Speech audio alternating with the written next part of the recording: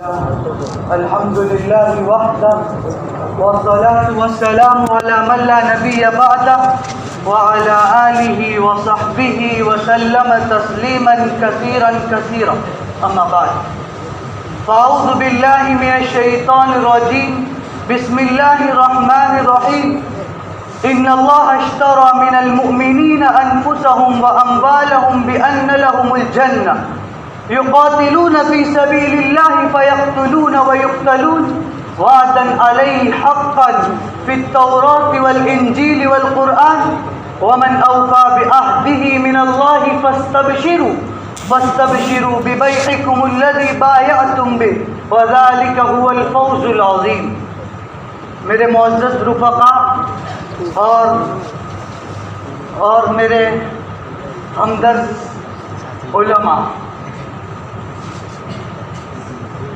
اللہ تبارک و تعالیٰ نے ایک ایسے ماحول میں، ایک ایسی صورتحال میں، جبکہ انسانیت کراہ رہی تھی، انسانیت دم توڑ رہی تھی، ہر طرف ظلم تھا، زیادتی تھی، انارکی تھی، بس لگتا تھا کہ انسان حیوان بن گیا، ایسا لگتا تھا. تو ایسی صورتحال میں اور قرآن کے الفاظ میں اللہ نے یوں بیان فرمایا: ظہر الفساد فی البر والبحر بما کسبت ایدی الناس لیذیقہم بعض الذی عملوا لعلہم یرجعون. خشکی اور تری میں کرپشن غالب آ چکا ہے. عرب معاشرہ corrupted, Roman empire corrupted, Persian empire corrupted ہے، انڈین معاشرہ کرپٹیڈ ہے، امریکن معاشرہ کرپٹیڈ ہے، مغربی تہذیب کرپٹیڈ ہے. سارے معاشرے کرپشن اور فساد کے شکار ہو چکے ہیں. تو اللہ تعالیٰ کی مرضی ہے کہ اللہ تعالیٰ انسانوں کو ان کے کرپشن اور فساد کے تلخ اور کڑوے پھل چکھا دے تاکہ پھر وہ پلٹ کر اللہ کی طرف آ جائے. یہ تھا ایک ایسی صورتحال میں اللہ تبارک و تعالیٰ نے جس نبی کو مبعوث کیا، برپا کیا، جس کتاب کو نازل فرمایا اور اسے جو سیرہ عطا کیا، وہ اور جس سیرے کو لے کر انسانیت کے مشن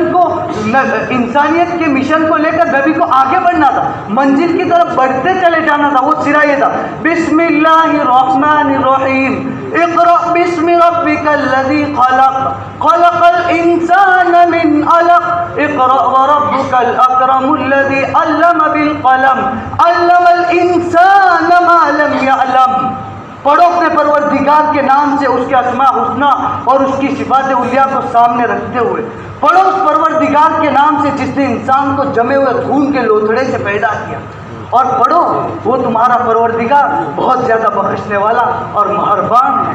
اور اس نے انسان کو قلم کے ذریعے سکھایا اور وہ ساری چیزیں سکھلائی جس کو وہ نہیں جانتا تھا. اب یہاں سے وہ انقلاب انگیز اور انقلاب آخری پیغام شروع ہوا.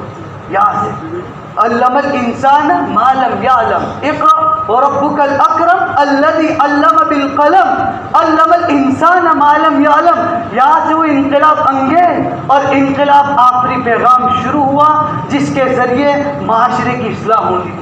اور وہ معاشرہ نہیں جس کو ہم ہمارے تصور میں مسلمانوں کے بیچ اور درمیان کے ایک معاشرہ تصور کرتے، بلکہ عالمی معاشرے کی اصلاح، دنیا کے تمام مذاہب کے معاشروں کی اصلاح، عرب و عجم کی اصلاح، کالوں اور گوروں کی اصلاح، امیروں اور غریبوں کی اصلاح، حاکموں اور محکوموں کی اصلاح، جنگل کے رہنے والوں اور شہر کے متمدن علاقوں کے باشیوں کی اصلاح، سارے معاشرے کی اصلاح کا جو پروگرام شروع ہوا وہ یہاں سے شروع ہوا.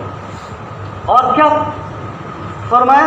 اقرأ باسم ربک الذی خلق خلق الانسان من علق.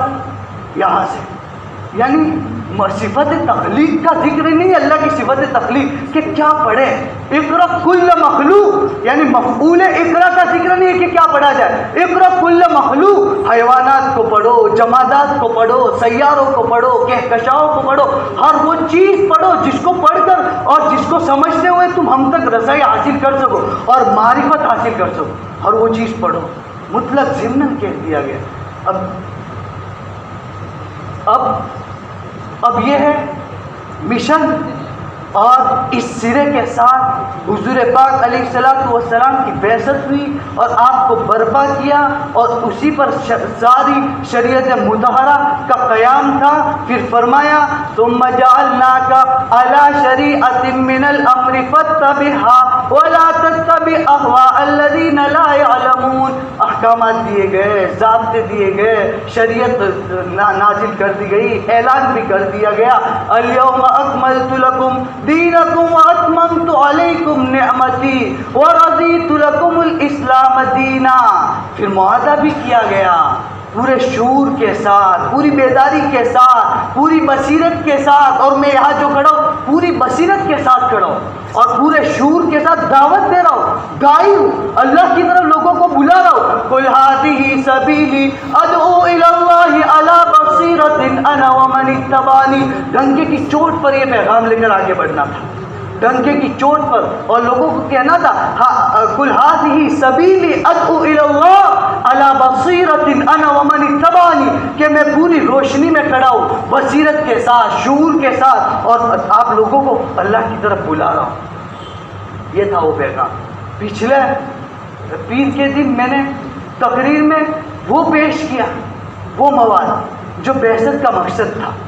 اب بعثت کے مقصد کے وہ پہلو بھی میں نے جو دوبارہ نمایاں کیا وہ بھی نمایاں کیا تھا. لیکن اب یعنی جو معاہدہ کیا گیا ہم لوگوں کے ساتھ، جس کا وعدہ اللہ نے صرف ضمناً نہیں دوسرے احکامات کی طرح کر لیا تو ٹھیک ہے، نہیں کیا تو ٹھیک ہے، بلکہ ان اللہ اشترى من المؤمنین انفسهم واموالهم بان لهم الجنہ، کہ اللہ تعالیٰ نے اہل ایمان کی جانوں کو اور ان کے مالوں کو جنت کے عوض میں خرید لیا ہے، جنت کے عوض میں خرید لیا ہے. یہ معاہدہ کیا تھا. اور یہ وہی معاہدہ ہے مجددین جس کی تجدید کراتے ہیں، دعات جس کی دعوت وقتاً فوقتاً دیتے رہتے ہیں، مبلغین جس کو اپنی تقریروں میں بیان کرتے ہیں، اور داعی کو بھی اسی مشن کے ساتھ آگے بڑھنا ہے. اور وہ یہ معاہدہ اگر ہے یعنی یقاتلون فی سبیل اللہ فیقتلون ویقتلون، اللہ کے راستے میں اور اللہ کے نظام الہی موحدانہ نظام کو برپا کرنے کے مشن اور اس کی کوشش اور جد و جہد، اس میں شرکت ہو ہماری. یہ ہے معاہدہ جو ہم سے اللہ تعالیٰ نے پوری بصیرت کے ساتھ ملأ اعلیٰ میں، عالم بالا میں، عالم مثال میں ہم سے کیا تھا، پوری بصیرت کے ساتھ. یہ نہیں کہ ہم نے ادادن کہہ دیا تھا کہ ہم نے معاہدہ کیا ہے، اور اس معاہدے کے ساتھ کچھ شرائط بھی اللہ نے رکھے، یوں ہی نہیں چھوڑ دیا، بلکہ وعدے کیے اللہ نے کس کے؟ جنت کے. بِأَنَّ لَهُمُ الْجَنَّةَ، جنت کی عوض خریدا ہے آپ کو، آپ کی جانوں کو اور مالوں کو. اب کوئی راستہ باقی رہ ہی نہیں جاتا. جانوں کو بھی تج دینا ہے اللہ کی خاطر، اور مال کو بھی سچ کر دینا ہے اللہ کی خاطر. قربانیاں دینی ہے، جفا کشی، جد و جہد، تگ و دو، سب کچھ قربان کر دینا ہے. بس اللہ کے سامنے پیش ہو تو نہ کوئی اللہ کی نعمت، جب اللہ تعالیٰ سوال کرے لَتُسْأَلُنَّ يَوْمَئِذٍ عَنِ النَّعِيمِ، اللہ کی نعمتوں کے بارے میں جب ہم سے سوال کیا جائے تو ہم ایسا نہ ہو کہ ہمارے پاس کوئی جواب نہ ہو، بلکہ جواب یہ ہو کہ بس تیرے ہی راستے میں اور تیری ہی دین کی محنت اور جد و جہد اور اسی کی کوشش کرتا ہوا آپ کے پاس تشریف لایا ہوں. یہ وعدہ ہے. وَعْدًا عَلَيْهِ حَقًّا فِي التَّوْرَاةِ وَالْإِنْجِيلِ وَالْقُرْآنِ. یہ وعدہ سرسری وعدہ نہیں دوسرے احکامات کی طرف، سرسری بالکل پختہ وعدہ ہے کہ قرآن میں بھی ہے، انجیل میں بھی ہے، بائبل میں بھی ہے. یہ وعدہ کس کا؟ جنت کا وعدہ. لیکن اس کے لیے کچھ صفات بیان کی ہیں، وہ صفات کے حاملین کے لیے ہی یہ وعدہ ہے. سنیے صفات: التائبون العابدون الحامدون السائحون الراقعون الساجدون الآمرون بالمعروف والناهون عن المنکر والحافظون لحدود اللہ وبشر المؤمنین.